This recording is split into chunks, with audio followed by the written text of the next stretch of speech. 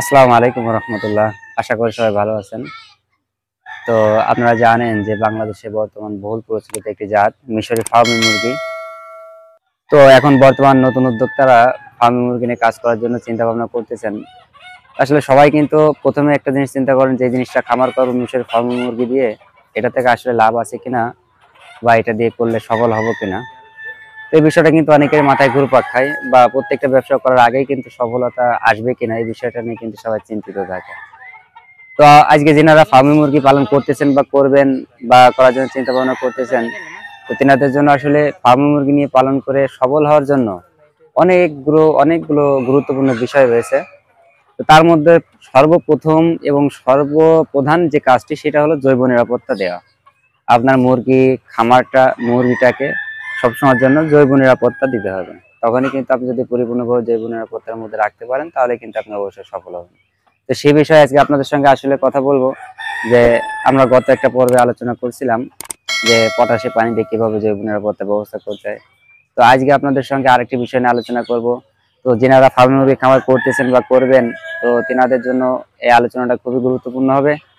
তো আপনারা সবসময় আমাদের সঙ্গে থাকবেন, সাবস্ক্রাইব করবেন, লাইক শেয়ার ফলো করে সবসময় আমাদের সঙ্গে থাকবেন। তো আপনারা ফার্মি মুরগি পালন সম্পর্কিত সকল বিষয় স্পষ্টভাবে এখান থেকে ধারণা নিতে পারবেন।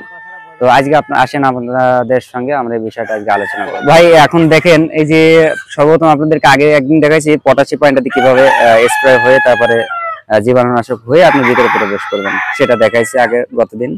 তো আজকে আপনাদেরকে দেখাবো যে এই যে দেখেন, এই যে একটা বাঁশ আর এখানে এই যে একটা মুরগির ঘর, এটা আমাদের প্যারেন্টসের মুরগি ঘর। তো এখানে ঘর থেকে এই যে বাঁশটা এখানে প্রায় দূরত্ব আছে প্রায় 3 হাত। তো এই যে 3 হাত, এটা কিন্তু আমার যে ঘর আছে ঘরের চারিপাশ দিয়ে কিন্তু এই 3 হাত করে কিন্তু এরিয়া করে ঘিরে দেওয়া। এটা কেন করবেন? এটা কিন্তু বায়ো সিকিউরিটির একটা অংশ, মুরগি এবং মুরগির খামারের জৈব নিরাপত্তার গুরুত্বপূর্ণ একটা অংশ। তো এই বিষয়টা আপনি কেন করবেন আপনাদেরকে আমি একটু স্পষ্টভাবে ধারণা দিই। আপনার প্রত্যেকটা বাড়িতেই আসলে অনেকে খামার করেন বা এমন একটা জায়গায় খামার করেন যেখানে আপনার বাইরের অনেক মানুষ থাকে, বা বাইরের হাঁস মুরগি গরু ছাগল খামার ছাড়া অন্য অনেক কিছু থাকে, অন্য অনেক প্রাণী থাকে, বিড়াল থাকে, কুকুর থাকে, এখন হাঁস মুরগি বিভিন্ন জিনিস থেকে থাকে। তো আসলে যে প্রাণীগুলো অবাধে চলাফেরা করে, অবাধে চলাচল করে, মাটিতে পায়খানা করে বিভিন্ন, তখন কিন্তু ওদের পায়খানাটা অনেক রোগ বালা ছড়ায়। ওইখানে কিন্তু ভাইরাস থাকে।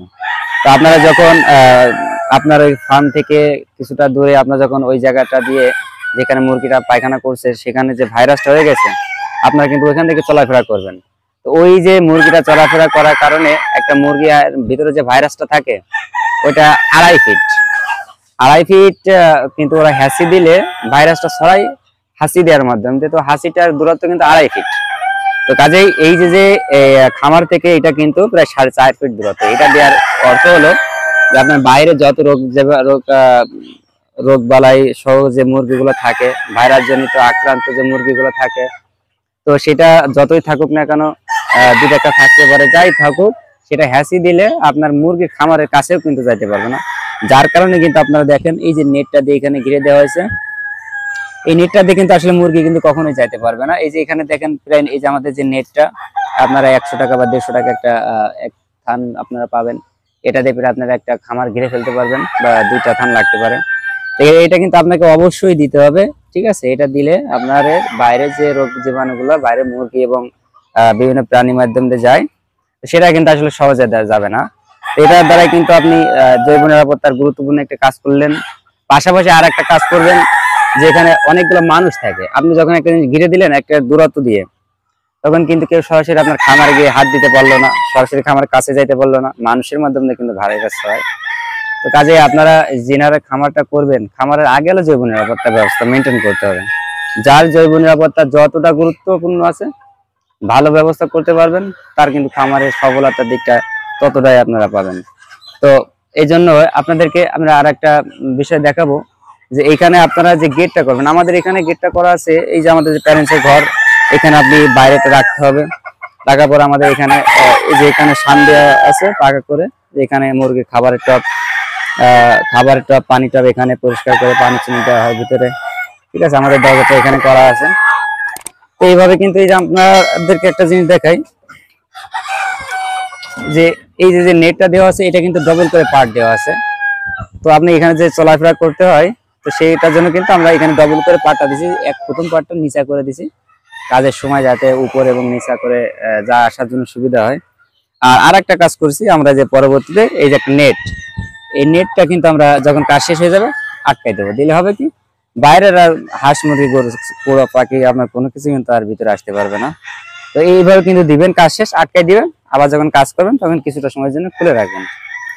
তো এইভাবে কিন্তু আসলে আপনি সারা আপনার যে পুরো খামারটা আছে, প্যারেন্টসের ঘর আর যে মুরগি ঘরে হোক না কেন, এই খামারটা কিন্তু আপনি চারিপাশে ঘিরে তারপরে করবেন। এটা কিন্তু জৈব নিরাপত্তার গুরুত্বপূর্ণ একটি বিষয়।